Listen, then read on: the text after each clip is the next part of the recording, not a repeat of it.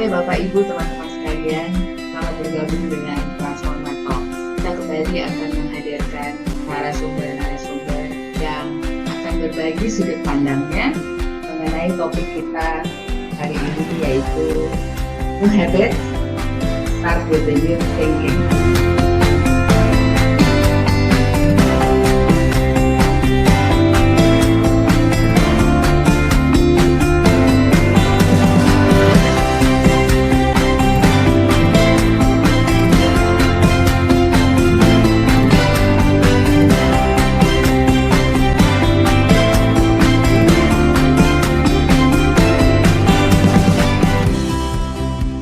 Sudah 3 bulan kita hidup dengan COVID-19, membatasi interaksi, melakukan kegiatan kerja, belajar, dan beribadah dari rumah.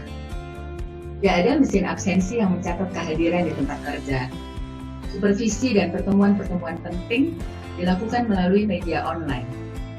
Kegiatan bisnis sangat terdampak dengan pembatasan kegiatan yang ketat.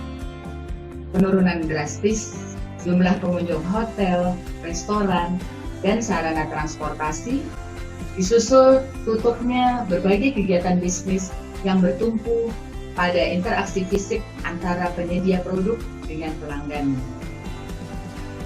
Bagaimana melihat perusahaan-perusahaan tersebut mengalami kesulitan? Jumlah perusahaan yang mengalami kesulitan tercatat terus meningkat. Data Asosiasi Pengusaha Indonesia menunjukkan adanya 30.000 perusahaan tergolong UMKM. Sebagian besar sudah mengurangi tenaga kerjanya. Ratusan bahkan ribuan tenaga kerja dirumahkan. Jumlahnya mencapai 7 juta orang, mencakup mereka yang terkena PHK. Meski data Kementerian Tenaga Kerja menunjukkan jumlah separuhnya, sekitar 3 juta tenaga kerja yang terdampak COVID-19, tetapi jumlah ini terus meningkat dan diperkirakan akan mencapai 5 juta dalam beberapa bulan ke depan. Lalu apa yang dilakukan para pemimpin perusahaan, pengambil keputusan di dalam menjalankan bisnis dan organisasinya? Apakah rencana kerja perusahaan masih relevan? Yang mana yang lebih dahulu harus dilakukan? Memotong anggaran, mengurangi karyawan, mana yang harus dan lebih penting? Perlukah melibatkan pimpinan-pimpinan unit untuk bertanggung jawab mengambil keputusan yang sangat penting ini? Apa dan bagaimana memastikan kesiapan organisasi menghadapi situasi pasca COVID-19. Transformat Talk sore ini menghadirkan 2 orang narasumber yang memiliki pengalaman cukup banyak menjadi eksekutif, pimpinan perusahaan, dan uniknya juga pernah menjadi konsultan untuk mendampingi para pimpinan perusahaan tersebut dalam mengambil keputusan. Sore ini kita menghadirkan 2 orang pakar tersebut. Narasumber kami adalah Bapak Edi Santosa dan Mas Ben Suwadi. Selamat sore Pak Edi. Selamat sore teman-teman semua. Baiklah, saya ingin mulai dengan pertanyaan yang paling mendasar, Mas Ben, yaitu apa dan bagaimana Pak Edi, dari pengalaman Pak Edi, biasanya para pemimpin perusahaan ini menyikapi, menyiasati, dan berespons terhadap kondisi seperti ini? Bagaimana biasanya para pemimpin menyikapi posisi dan kondisi yang sangat kritikal, yang berdampak sangat signifikan pada kegiatan bisnis perusahaan?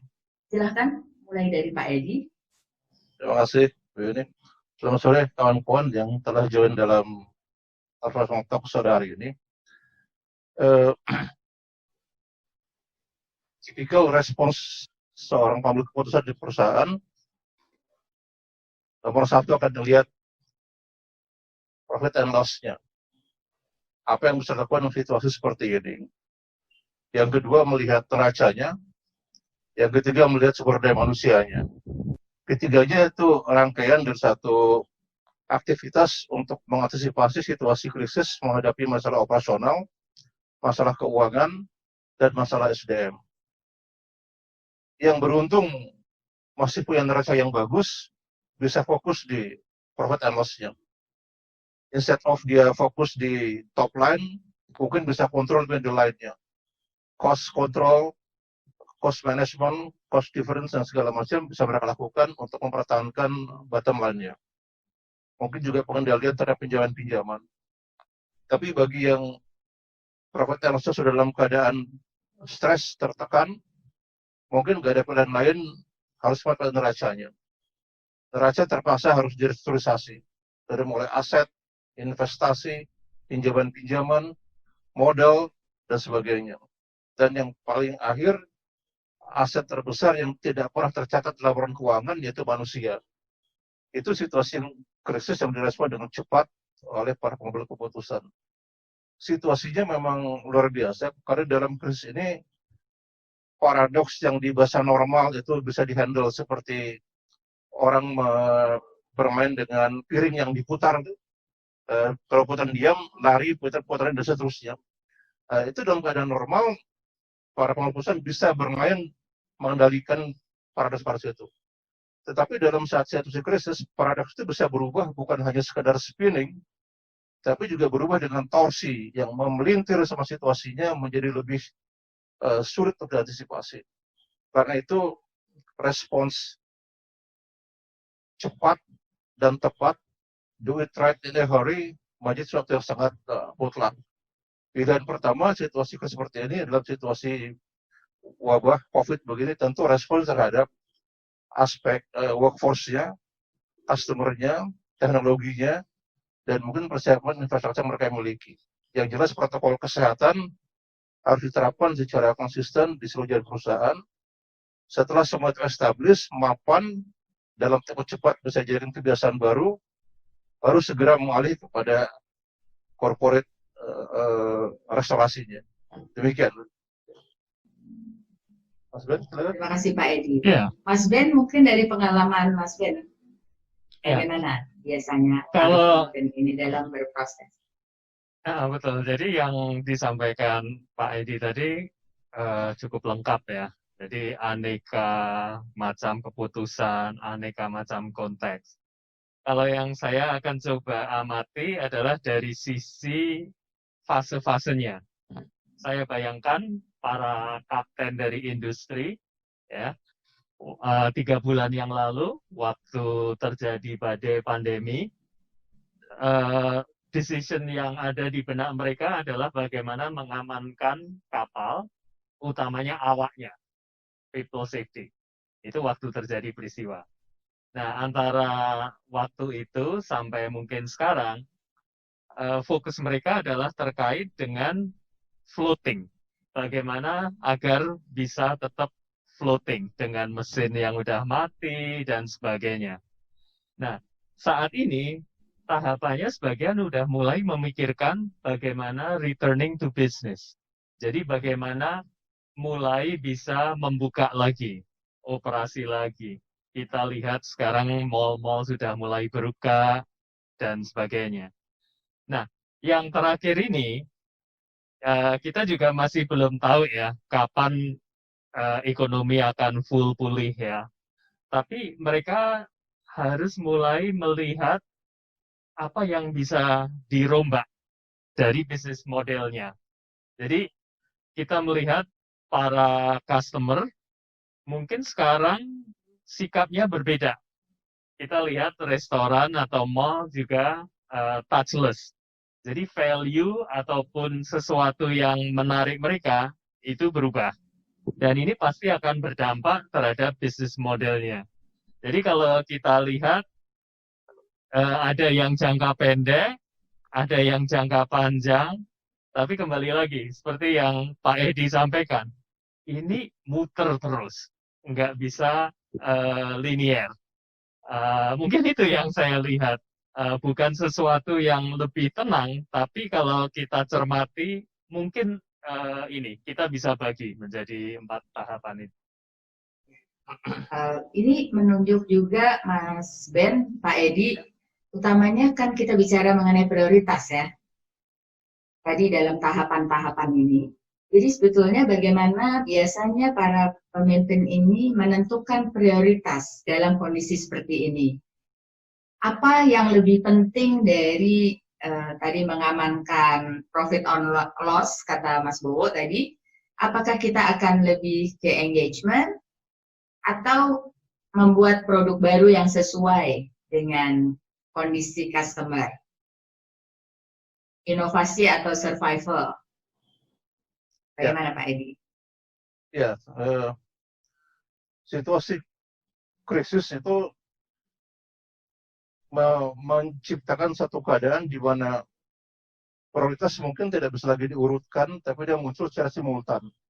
Simultaneous priority itu yang mesti di-manage secara teamwork, kolaboratif antara tim manajemen, sehingga semua yang urgent itu bisa mengemuka. Karena saat ini mengamankan profit, mengamankan kesehatan karyawan, mengamankan fleet, management segala macam, semua sama-sama prioritasnya.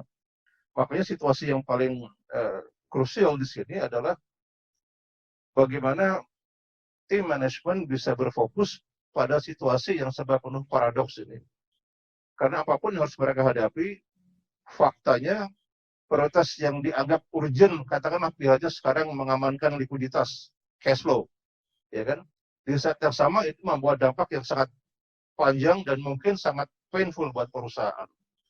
Ketika prioritas ditetapkan semuanya, apakah konsekuensinya bisa dihitung, bisa dikalkulasi? Di sisi yang lain, pilihan-pilihan untuk mempertahankan bisnis model, review, dan segala macamnya, itu terkait kepada kecepatan delivernya. Karena yang harus sama-sama dipahami sekarang adalah menghadapi kondisi krisis yang baru ini, tim harus siap betul untuk melihat apa yang di masa lalu berjalan, mungkin sekarang sudah nggak relevan, harus di-stop. Dan lalu dilihat sekarang apakah ada peluang yang harus di-start, yang sama sekali belum pernah terjadi sebelumnya. Dan yang ketiga, mungkin apa sudah dibikin di masa lalu, saatnya sekarang diakselerasi. Karena pilihan-pilihan melihat prioritas itu sangat tergantung kepada tim dengan kecepatannya bisa merumuskan permasalahan yang spesifik dengan informasi yang sangat terbatas. Itu harapannya tim dipimpin dengan CEO-nya bisa duduk sama-sama sehingga pemilihan prioritas settingnya dan penetapan langkah-langkahnya itu tepat kepada yang diraih, yaitu what have to stop, what have to be started, dan apa yang harus diakselerasi. Itu pilihan-pilihan yang harus dilakukan pada saat seperti ini.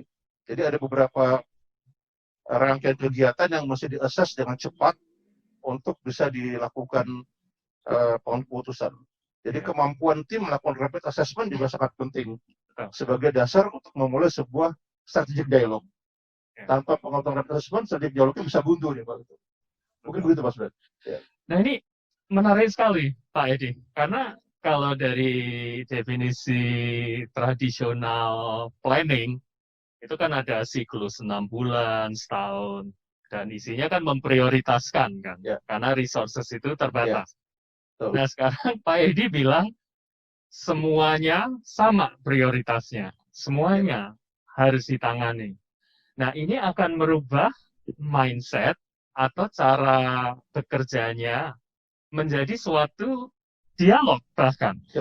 Karena apa yang dilihat hari ini, dianalisa, diputuskan, besok dilihat lagi, mungkin perlu disesuaikan lagi, dirubah lagi. Jadi di situ saya melihat teman-teman BOD itu harus bisa connecting the dots. Betul-betul melihat kaitan antara ketiga prioritas yang sama, dampaknya seperti apa, dan keputusan apa yang harus bisa diambil. Nah, ini mode-nya itu memang berbeda dengan mengambil keputusan yang ada jarak, terus nanti dilihat lagi. Ini ibaratnya happening real, live, dan itu harus berubah-ubah terus. Jadi aku kebayang juga ini menjadi sesuatu yang mungkin uncomfortable buat manajemen dan juga di bawahnya. Karena kadang-kadang kan kita melihat, oh keputusan kok belum jelas. Nah, ini akan terus-menerus berubah. Ini memang Betul. sesuatu yang Ya. termasuk new thinking atau new Ya. norm tadi. Ya. Memang situasinya bisa diformulasikan berbagai macam approach. Situasi yang paling lazim, orang kalau bicara krisis, bicara semua macam likuiditas. Cash is king. Ya, cash is king. Tapi kita mengambil itu sebagai pilihan utama untuk bertahan sebagai cash is king, kita akan melihat pada parameter-parameter kontrol seperti yang pernah masa lalu. Kita lihat lagi monthly performance, quarterly performance, dan seterusnya. Dan kadang-kadang kita bisa lupa bahwa yang diperlukan adalah leadership yang men-steward, men-steering, menavigasi, mau pergi kemana. Ya, kalau yang mesti punya likuiditas, bisa diselamatkan. Kalau yang sebelum pandemi, likuiditasnya sudah mengalami trouble, sudah mengalami spiral ke bawah, dihajar pandemi, mau apa lagi mereka? Ya, situasi nggak boleh bisa di profit and loss, di cash flow. Mesti ngomong ke neraca. Neraca mulai dibongkar, modal di kotak-katik, aset dibongkar pasang, yang bisa dijual, dan seterusnya. Untuk mendapatkan cash. Tapi, kalau pilihan jangka pendek pada cash ini tidak berarti jangka panjangnya, bisa saja kita kehilangan aset strategis kita demi cash, pada saat ambil keputusannya keliru. Ini kita mesti waspadai bersama-sama. Ya, mentang-mentang cash punya gedung besar, gedung kantor bagus gitu kan, sekarang lagi kosong, jual aja dapat duit, dapat cashnya gitu kan. 3 bulan kemudian situasi berubah, bingung kita, ya kan. Nah, makanya walaupun cash is king sebagai posisi konsideran, tapi kalau saya pribadi menganggapnya itu bukan panglima. Tetap aja panglimanya adalah leadership untuk mengendalikan seluruh teamwork untuk menggarap pada future yang lebih menjanjikan. Nah, saya Pak Edi, maaf, saya ada pertanyaan ini dari peserta juga. Tadi kan bicara cash is king satu prioritas ya, yang mungkin selama ini itu adalah asumsi yang digunakan untuk mengatasi krisis. Tapi ini Pak Dev juga bertanya, bagaimanakah cash itu king? Tadi sudah dijawab oleh Pak Edi. Lalu sekarang ada pertanyaan lagi, bagaimana dengan SDM? Karena tadi Pak Edi menyampaikan juga kan, bahwa SDM harus diajak juga untuk bisa menyikapi kondisi yang berubah ini. Bagaimana kemudian cara mengatasi ini, mempengaruhi mindset SDM, sehingga masih bisa cukup agile, cukup cepat gitu untuk ikut tumbuh dalam ekosistem yang berubah dengan drastis dan sangat dinamis seperti ini. Boleh. Kalau saya lihat ini cukup menarik ya dari pertanyaan Pak D, dari teman-teman di Poslog dan Pak Bowo. Intinya adalah bagaimana untuk memframing, ya, karena cash is king, mindset, terus ada unsur speed dan kecepatan. Salah satu skill ataupun kebiasaan baru yang kita lihat akan semakin berperan, itu adalah terkait dengan strategic thinking. Jadi kalau Pak Edi tadi bercerita ada strategic dialogue. Dialog kan kita berbicara, flowing, banyak prioritas, banyak masalah. Nah, di sini akan menjadi semakin penting untuk bisa cepat melihat mana yang sebetulnya inti permasalahan, mana yang turunannya, mana data pendukungnya, atau kalau nggak ada data pendukung, kita boleh skip nggak? Kita pakai suatu asumsi.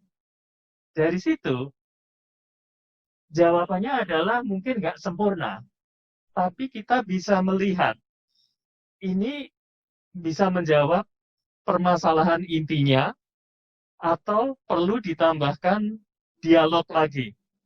Jadi metode ini sebetulnya seringkali diterapkan waktu membuat suatu presentasi yang runut, singkat, Mungkin teman-teman juga pernah dengar adanya elevator speech, bagaimana bisa menyampaikan secara singkat padat. Nah, di sini juga bisa diterapkan. Dan ini adalah dasar dari yang seharusnya bisa membuat strategic dialog tadi mengarah, mengerucut, dan mengena dengan konteksnya itu. Itu mungkin suatu pendekatan atau suatu approach ya. Nah, mungkin Ya, Pak Edi bisa mengisi kira-kira seperti ya. apa sih? Strategic dialog ini bisa kita terapkan untuk merespon situasi, menjawab ada 2 pertanyaan di screen kita lihat. Pertanyaan dari teman-teman di posok yang bertanya bagaimana merubah mindset, dan pertanyaan dari Pak Bowo semacam statement perihal speed untuk kecepatan mengambil keputusan. Ya, kita sama-sama tahu bahwa yang paling fundamental adalah merubah mindset. Bahwa kita harus mulai menyadari bahwa masa yang lalu itu nggak akan kembali. Jadi stop berasumsi bahwa ini cuma transisi. Udah Ini lewat bukan ya? transisi dari A ke B balik lagi ke A. Ini A dari ke B belum tentu ke C pilihannya. Ya, dari A habis B mungkin bisa Z, bisa F, bisa D, kita nggak tahu. Yang itu seperti apa? Itu. Ya, situasi itu yang sangat-sangat tidak bisa kita prediksikan. Jadi harus siapkan mental bahwa yang lalu itu akan kembali lagi semuanya. Sekalipun motif vaksin sudah ditemukan, yang lalu sudah lewat.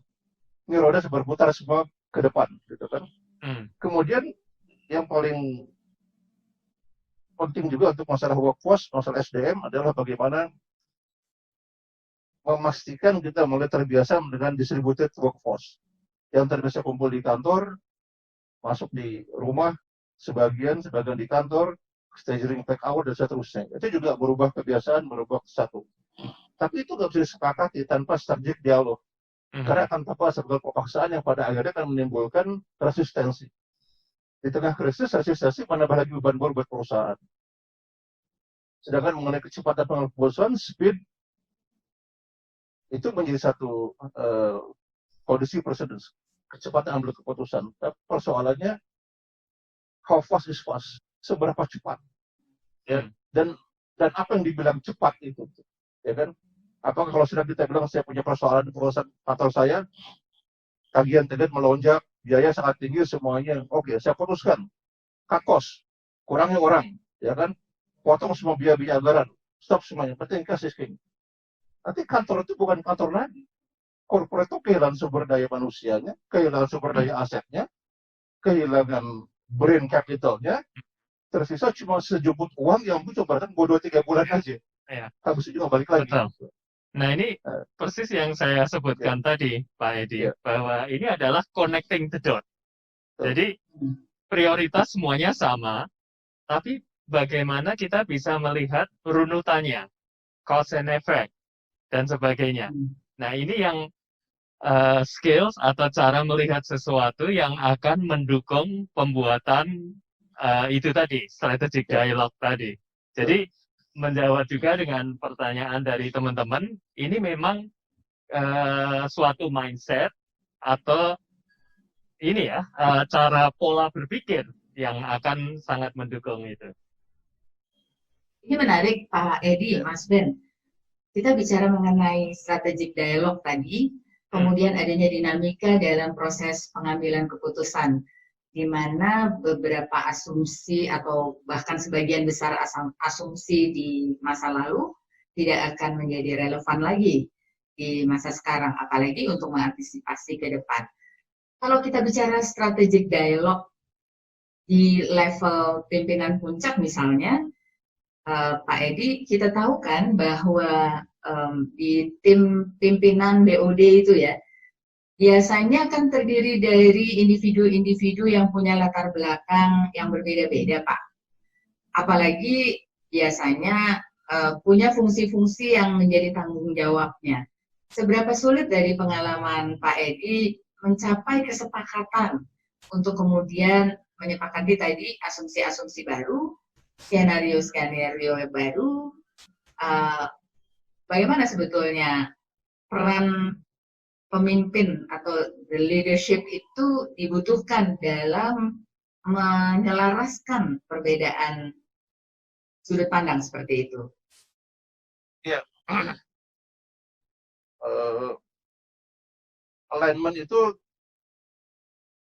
mudah diucapkan, susah dikerjakan. Pada praktiknya semua orang ingin melakukan koordinasi, tapi menyelaraskan, bahasa Indonesia alignment itu menyelaraskan, ini susah sekali, karena tadi ada angle-angle masing-masing orang pada silo organisasinya, punya KPI masing-masing. Ya, di situasi krisis ini barangkali struktur yang tadinya sangat silo, bisa lebih kolaboratif, bisa lebih terbuka, bisa lebih memungkinkan ada kolaborasi yang lebih fleksibel, inclusion, tetap accountable. Nah, untuk melakukan itu, mungkin seorang CEO sendirian akan kerja sangat keras sekali. Ya. Dia mungkin butuh support. Dan kalau punya support internal untuk alignment, bagus difasilitasi.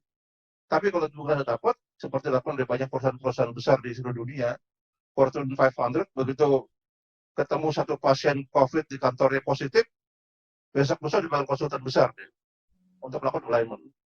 Dia butuh pihak ketiga untuk menjadi pihak netral, meng-align semuanya, karena alignment itu sebuah proses yang kadang-kadang di situ ada tension yang sangat tinggi. Ya. Penjelasan ini kalau ada pihak ketiga yang bisa membantu, dilakukan bermacam perusahaan global, itu memudahkan para pihak untuk memahami situasi, menempatkan if I were you, if you were me, gitu, dalam strategi yang lebih proporsional, sehingga tension bisa dikendurkan, dan dengan relatif cepat, pain mencapai harmoni itu bisa lebih minimal. Karena situasi menyalahkan ini bisa aja kejadiannya, orang nggak bicara dalam forum. CEO-nya bilang lakukan begini, lalu ada yang tidak berkomentar, ada yang diam saja, atau intinya kalau bukan tugas menyangkut saya, ya saya nggak ambil pusing. Orang diperlukan adalah kolaborasi semuanya, kesadaran aktif untuk ambil posisi. Ya. Kalau dari policy board ada 6 C-level, yang ambil posisi cuma 1, yang 5 cuma waste saja. Yang pertama dipecat, mesti yang 5 ini, sebelum karyawan dipecat.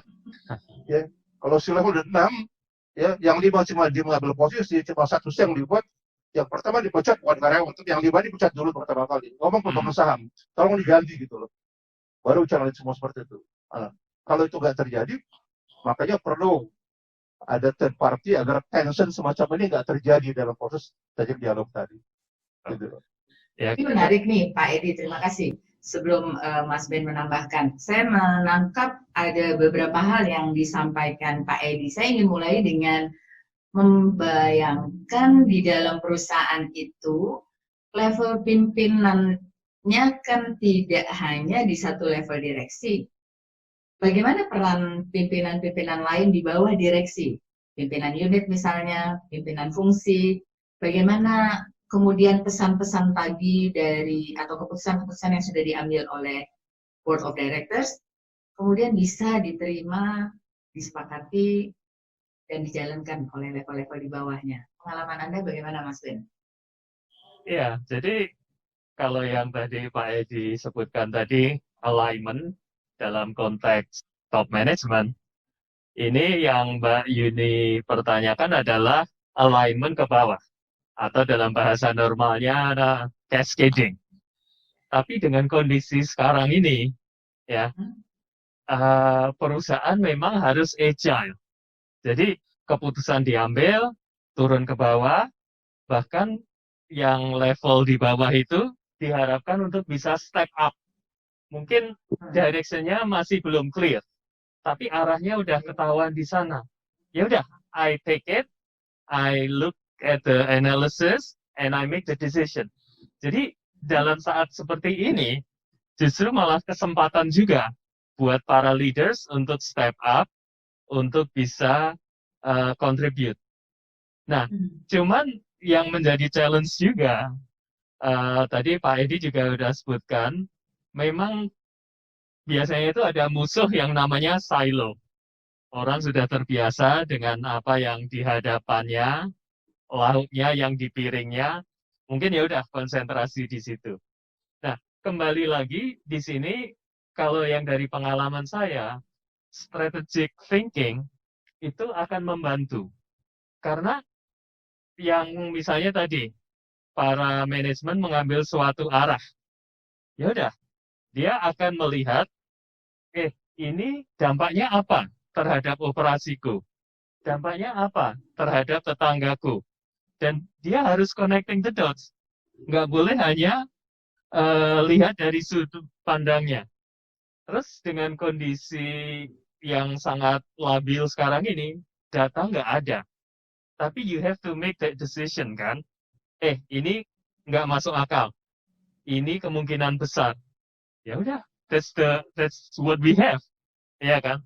Tapi cara berpikir, cara menganalisa yang seperti itu akan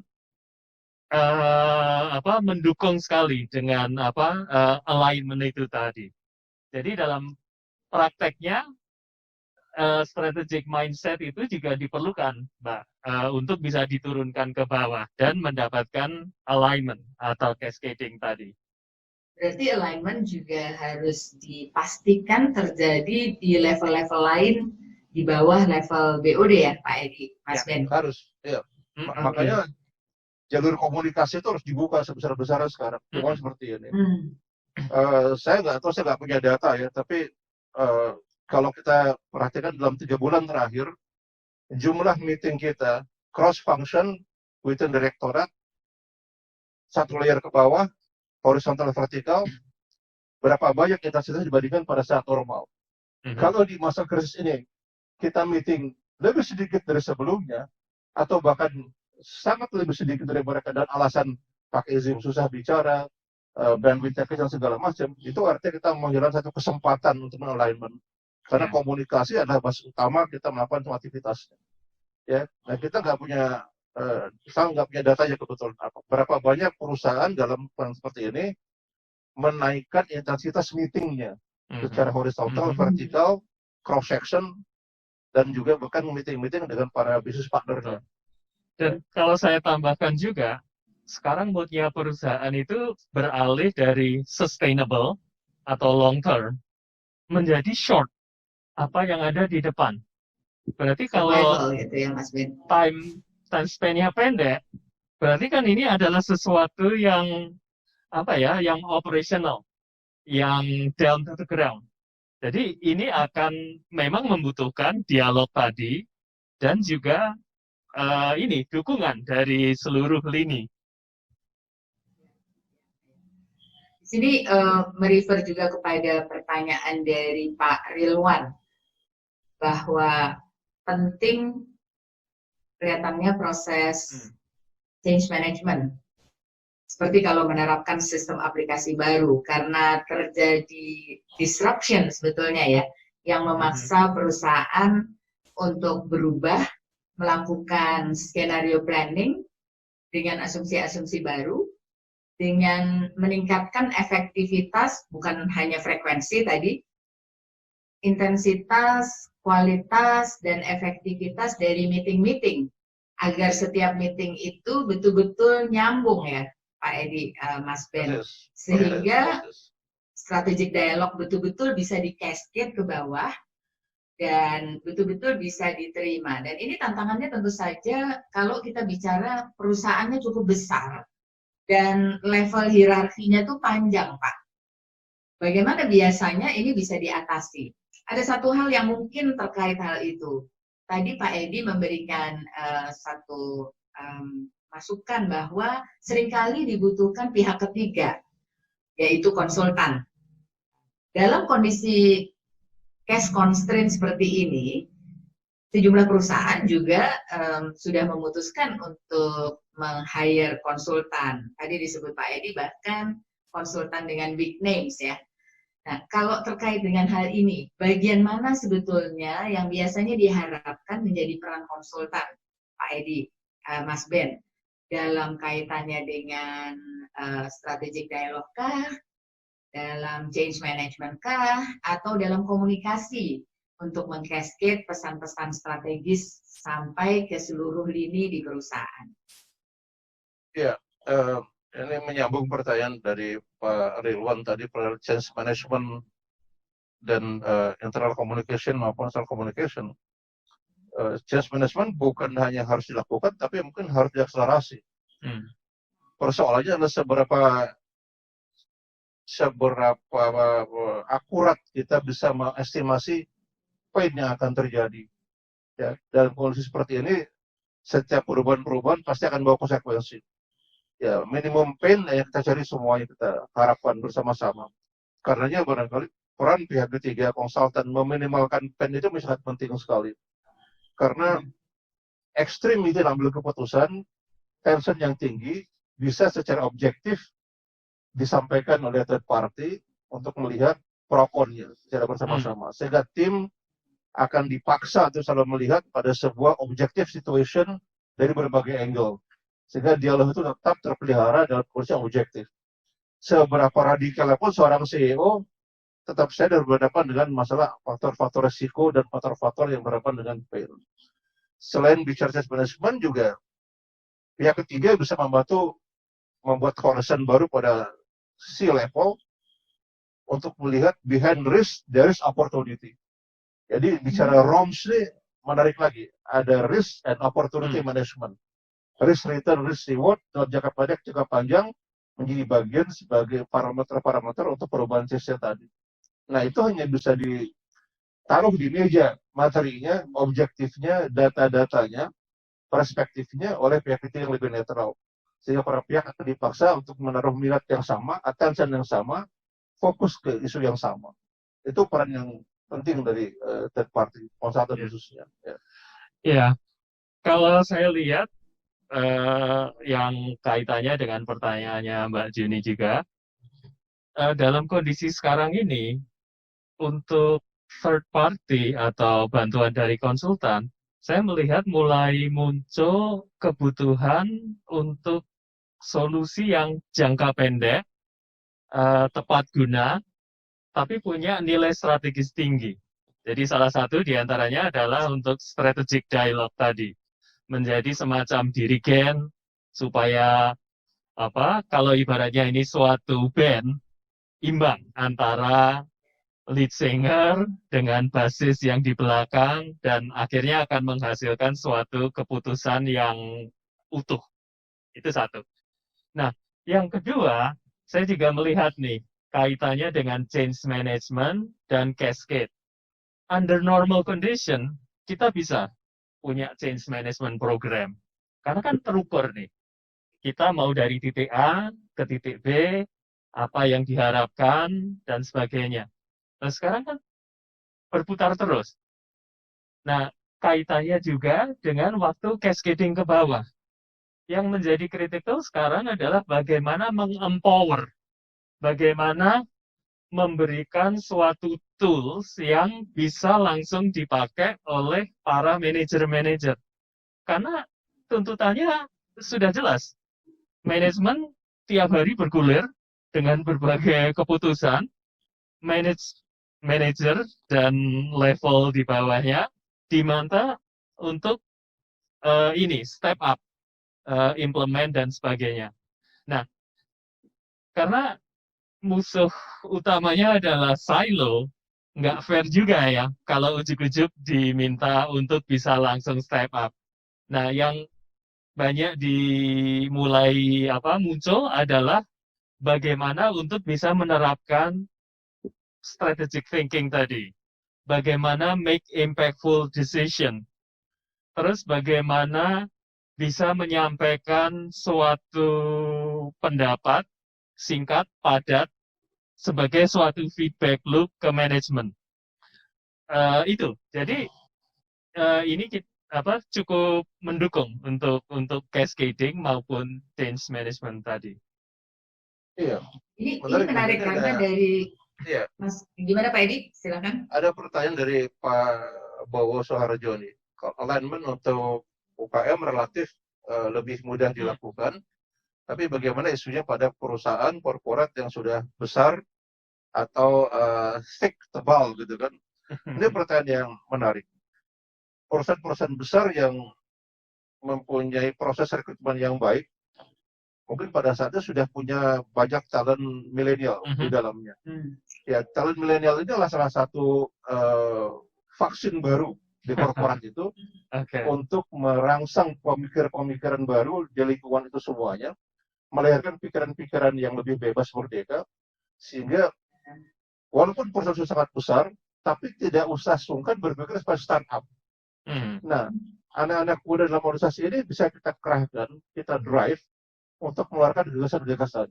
Itu tadi, strategic dialog di level pimpinan, BOD bin 1, BOD bin 2 harus membuka channel komunikasinya. Sehingga talent-talent sekarang yang ada di level manajer ke bawah, milenial yang baru kerja setahun 2 tahun ini bisa kita drive, kita mintakan gagasan-gagasannya, dan mungkin saja terasa nyeleneh bagi orang yang lebih mapan. Bagi orang seangkatan saya dari 55 tahun ke atas, anak muda itu mereka tanpa beban ya Pak. Betul.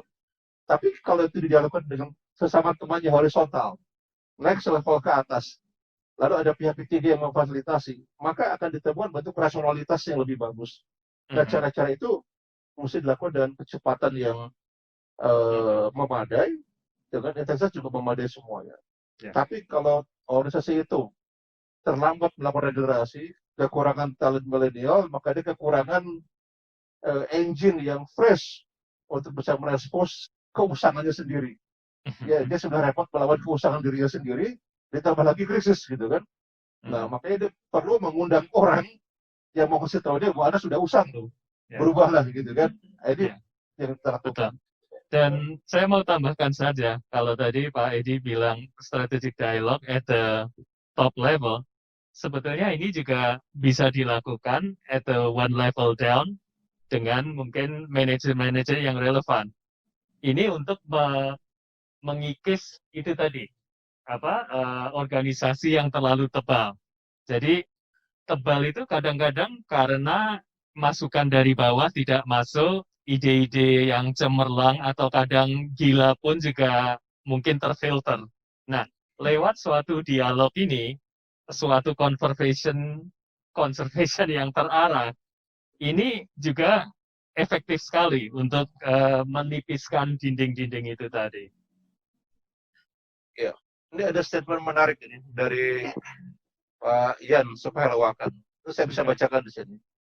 Sales management hanya akan bisa efektif untuk enterprise yang mempunyai strategic risk culture yang diterjemahkan dalam struktur dan protokol yang tidak menihilkan adanya redundancies yang justru akan bermanfaat pada saat krisis.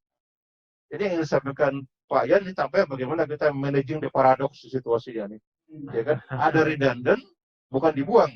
Tapi coba dilihat dari data ada paradoks, ada hal yang baru untuk mengambil manfaat yang bisa kita ambil ke depan. Kemudian juga kita bisa lihat bagaimana strategic risk culture ini juga menjadi isu kita bicarakan. Strategic risk culture ini sesuatu yang sangat baru dalam diskusi di high level management, Pak. Karena kita biasanya bicara risk itu pada satuan-satuan yang katanya kepada parameter finansial. Sehingga dengan mudah setiap usulan dipatahkan dalam pendekatan yang financial. Padahal strategic approach itu sesuatu yang risky, strategically mungkin punya impact yang besar pada masa depan semuanya. Nah, culture-nya perlu dibangun dalam strategic dialog tadi, bagaimana para pimpinan tidak ada keraguan membahas risk culture di korporasi. Saya mau tambahkan sedikit aja. Saya nggak tahu ya dari Pak Edi. Saya lihat kalau culture yang tadinya mungkin dianggapnya sebagai suatu prioritas yang untuk melengkapi lah, fokus utama adalah bisnis. Tapi dengan kondisi seperti ini, perusahaan yang mempunyai culture kuat, dalam artian leaders doing by showing, dan banyak atribut seperti itu, ini akan memudahkan dalam coping dengan pandemi ini. Menurut Anda gimana? Ada benarnya nggak? Ada benarnya. Ya, ada benarnya. Makanya jadi menarik juga ketika ada pertanyaan dari Pak Andi Karamoin, persoalan tentang pemimpin muda yang sekarang dari generasi milenial akan lebih dominan sehingga menggeser peran baby boomer dan saya kira iya. Ya. Walaupun di Fortune 500 hari ini posisi milenial mungkin mendapatkan sangat baru 10% saja. Dan memang setiap suksesnya melibatkan milenial selalu menimbulkan kontroversi. Tapi suka tidak suka, peran milenial ini tidak bisa dihindarkan. Karena kita tidak bisa berpikir ke masa depan dengan framework masa lalu. Anak-anak milenial tidak punya masa lalu, dia tinggal ke depan semuanya.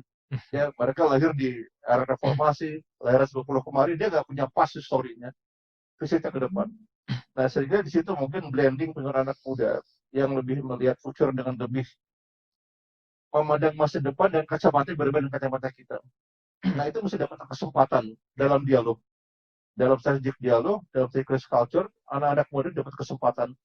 Karena barangkali salah satu solusi ada dalam cara pikir, ada dalam cara tindak, ada dalam cara pandang anak-anak muda ini ke depan. Generasi akan berganti. Perusahaan harus tahu betul bahwa CEO hari itu dia cuma tampuk sebentar. Dan membuat platform ke bawahnya bagaimana anak-anak muda ini bisa berkesempatan meraih opportunity-nya di momen seperti ini. Itu disebut mengakselerasi tadi. Jadi jangan ditunggu 3 tahun naik pangkat 1, 5 tahun naik pangkat 2, seterusnya. Sekarang kalau 24 tahun dia perform, 27 jadi VP, 30 jadi executive director, 33 jadi CFO, kenapa enggak? Ada momentum kita seperti itu. Nah, saya tambahkan sedikit aja.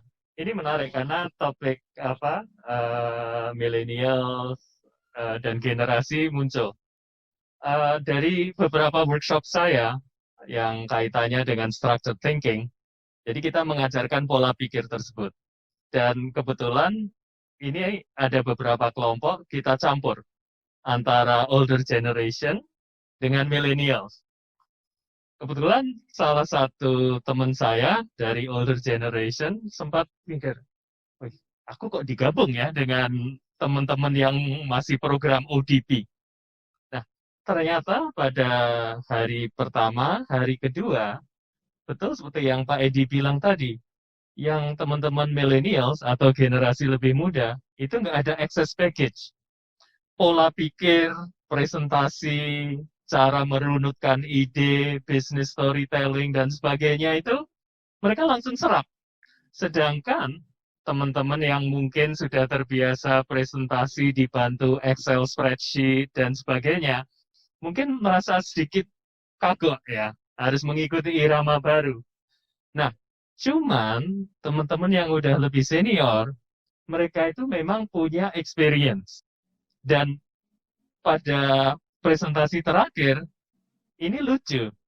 Karena para millennials dengan entengnya bisa menyampaikan ide tanpa beban, tapi dari sisi solusi yang membutuhkan pengalaman, para generasi lebih tua akan lebih confident. Dan juga memang mempunyai knowledge itu. Jadi sebetulnya idealnya itu having the right mix. Yang Mas Ben, ini maaf, ini kebetulan ada pertanyaan dari Mas Gunawan yang terkait dengan background generasi ya, terutama dari yang Mas Ben sampaikan tadi. Karena kita bicara the new thinking, presumably kita bisa asumsikan itu ada di kelompok millennials. Tadi seperti Pak Ade sampaikan juga, mereka they don't have the past, they don't have masa lalu gitu ya. Yang mereka lihat adalah the future gitu kan. Lalu kalau kata Pak Gunawan ini, bagaimana memulainya the new thinking ini? Jadi mungkin Mas Ben bisa lebih spesifik ya, terutama untuk organisasi yang hierarkinya tebal tadi ya, banyak level-level, lalu juga tentunya jadi heterogen kan, generasi baby boomers ada, generasi X, Y, millennials gitu. Bagaimana kemudian memulai, mulai dari mana the new thinking ini can start? Whether it can be started with the leaders yang tadi showing the model, menjadi inspirasi, atau justru anak-anak muda ini yang dikedepankan untuk diberi kesempatan memberikan contoh? Gimana Mas Ben? Jawabannya bisa both ways. Tapi kalau dari yang pengalaman saya mengajarkan ini ya, strategic thinking. itu kita mulai dari leaders. Karena leaders itu yang akan own the problem. Jadi permasalahan cash flow, permasalahan operasional, mereka yang memang harus solve dan make the decision. Nah, tapi untuk bisa menganalisa itu kan dibutuhkan teman-teman dari manager untuk creating that option, ya kan? Option A, option B, option C. Nah, itu juga tentunya nggak lepas dari bantuan millennials tadi, yang biasanya at the analyst level. Kita minta mereka melakukan suatu analisa industri, market, dan sebagainya. Dan mereka sangat semangat. Tapi akan lebih bermanfaat kalau mereka itu bisa melihat dari analisa Excel spreadsheet ini, larinya kemana? How am I actually helping the company tap into new market? Dan sebagainya. Jadi, kembali lagi, ini adalah bagaimana untuk mengempower, tapi juga sekaligus membentuk pola pikir yang runut dan menjadi suatu common language. Ini yang biasanya terjadi kalau pola pikir tersebut dimulai dari atas dan diturunkan ke bawah. Dan sama halnya dengan tadi, yang relatif lebih muda, dia punya ide-ide yang cukup gila, misalnya. Tapi, dengan pola pikir tadi, mereka juga fair dong, kalau misalnya itu di-cut. Karena mungkin idenya itu nggak sustainable. Atau mungkin itu untuk saat ini belum ada penerapannya. Tapi dengan rule of the game, atau kesepakatan bahwa ini loh cara kita akan menangani masalah ini, fair is fair. Dan itu justru kalau kita tarik lagi ke generasi milenial, mereka itu suka untuk bisa tampil. Dalam artian, hey, I have a lot of ideas dan sebagainya. Nah, dengan pola pikir seperti ini akan sangat mendukung. Karena akan mengerucut nantinya. Itu sih yang kalau menurut saya cukup menarik, dan yang seperti saya sampaikan tadi, how to combine the best of both generation. Ya, berarti kalau begitu Mas Ben, Pak Edi, the alignment, the dialogue, itu harus juga terjadi antar generasi ini ya. Justru jadi semacam persyaratan gitu, selain alignment di level BOD tadi, kemudian alignment antara BOD dengan level-level di bawahnya, ini juga ada alignment lain yang dibutuhkan ketika para millennials ini harus diberi kesempatan mengingat potensinya untuk melihat masa depan gitu ya, keberaniannya untuk mengambil risiko, tetapi at the same time juga membutuhkan generasi-generasi yang lebih senior untuk memberikan pandangan-pandangannya. Begitukah maksudnya, Mas Ben? Iya, untuk saling melengkapi. Karena kalau kita lihat ya, banyak di industri, para senior itu diwajibkan untuk melakukan suatu mentoring. Nah, sebaliknya, para generasi muda itu yang sangat technological savvy, mereka juga lebih bisa mengajarkan apa sih yang terbaru dan sebagainya. Nah, ini namanya reverse mentoring. Jadi bagaimana caranya untuk bisa saling leverage sih? Ya. Nah, ini menarik dari pertanyaan dari Pak Iwan Prianto. Ya, asumsinya bahwa milenial kerja perusahaan mapan mencari kemapanan, sehingga pada dasar mindset-nya masih mindset yang masa lalu. Apakah tidak mungkin melibatkan pandangan wirausaha milenial di luar korporat yang mapan tersebut? Pada dasarnya, ketika sebuah korporat memilih jalur mapan, berarti dari dasar tidak berubah. Terminologi mapan adalah namanya change. Jadi kalau korporat memilih mapan, dia siap untuk segera menjadi papan dan tidak berubah lagi kemana-mana. Ya, makanya dia harus siap berubah. Nah, karena itu mungkin peran terbesar dari C-levelnya adalah melakukan visualisasi masa depan yang dinamis. Ketika dia bisa memvisualisasikan masa depan dengan dinamis, maka visualisasi itu bisa ditulis dalam skenario yang real. Karena ada semacam gambaran yang konkret yang bisa terjemahkan kepada seluruh employee stakeholders di kantor tersebut. Kemudian juga berusaha berpandangan demikian.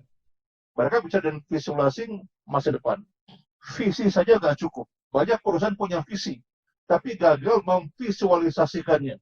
Karena mungkin selevelnya blind space, nggak punya cara pandang ruang, gitu kan, nggak punya cara pandang spasial, dan nggak punya cara pandang time. Ya, hitungan waktunya baru pada waktu setahun 2 tahun, belum pakai hitungan waktu geologis, gitu. Ya hitungan jutaan tahun, gitu kan. Bukan berarti gini jauh, tapi artinya untuk bicara visualisasi, mesti ada keberanian melihat masa depan, menggambarkannya seperti apa. Nah, visualisasi tadi akan memudahkan strategic thinking-nya terbentuk. Ketika ada visualisasi tadi, kaum milenial di dalam kantor akan terpancing untuk mengisi dan memberikan pandangan pada semuanya. Kita lihat kawan-kawan yang sudah melahirkan startup di Indonesia, itu mulai dari visualisasi masa depan. Nah, dengan cara begitu, bahkan perusahaan besar pun bisa melakukan dirinya reverse startup. Ya. Jadi dia bisa berstartup dan infrastruktur sudah dia miliki. Dia lompat ke depan semuanya, gitu kan? Ya, misalnya ada perusahaan yang punya aset banyak.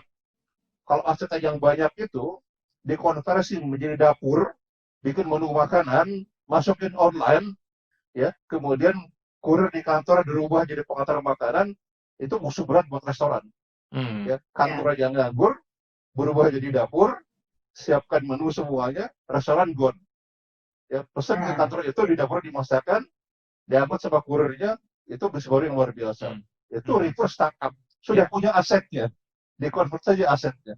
Sudah punya kurirnya, diangkut barangnya, gitu Pak. Itu ide-ide yang bisa melibatkan startup dan visualisasi masa depan, gitu Pak. Saya lagi menyimak ini, ada pertanyaan dari Pak Elka. Teman lama Lingkwa, Ben. Oh, oke. Bagaimana service industry seperti konsultan M&A? Konsultan M&A. Oke, pada yang besar ada di akan ada juga rakit electronic gadget. Ini mengenai prioritas juga kayaknya, Ben. Jadi bagaimana slowdown dari projects itu, padahal kan kalau investasi yang besarnya akan harus ada di human capital. The new skills required. Ya, kalau saya lihat ini sama yang seperti Pak Edi bilang tadi. Apakah kita hanya akan main cut cost, training kita cut?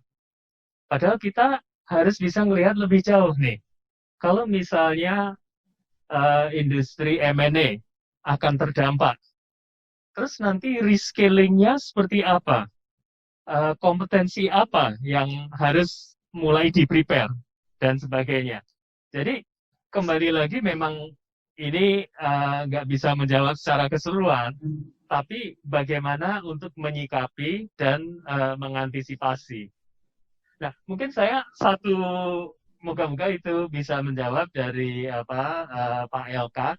Saya hanya akan balik lagi ke Pak Iwan Prianto, karena ini menarik juga. Pengalaman saya dalam melakukan strategic alignment, millennials itu termasuk juga program strategic alignment, karena motivasi hot button teman-teman itu berbeda dengan generasi sebelumnya. Nah, yang menarik, kita sempat diskusi dengan suatu perusahaan MNC cukup established. Mereka mau memasukkan program millennials as a part of their diversity program. Dari situ yang bisa kita tarik kesimpulan adalah memang ada suatu challenge, tapi juga itu ada suatu kesempatan untuk bagaimana bisa meleverage energinya dan sebagainya. Itu sih, Pak. Ya, terima kasih Mas Ben, Pak Edi. Terakhir kita perlu closing remarks. satu kalimat pendek dari Pak Edi.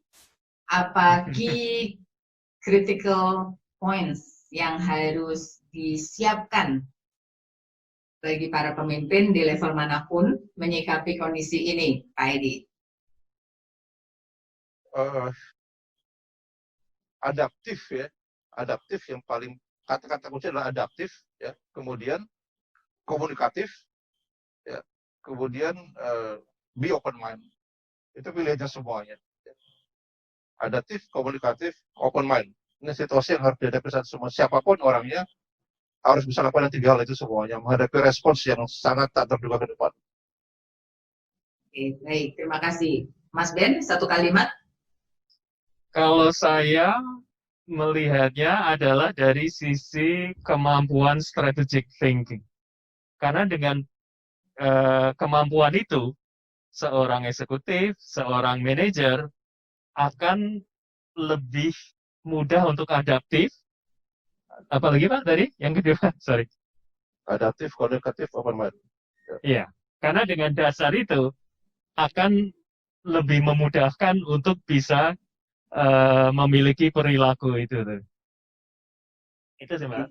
Jadi strategic thinking ya, Mas Ben. Iya. Baik, terima kasih Pak Edi, Mas Ben. Rasanya masih ingin lebih lama lagi mendiskusikan topik yang menarik ini. Apalagi masih ada komentar tadi dari Mbak Handriani dari PPI. Rasanya bukan hanya leadership yang diperlukan untuk perusahaan siap menghadapi perubahan, tapi juga diperlukan pemikiran-pemikiran kreatif dari para pemimpin.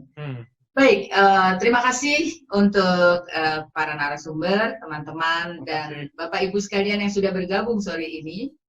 Memang tidak ada yang dapat dengan pasti menentukan kapan tepatnya pandemik ini akan berakhir.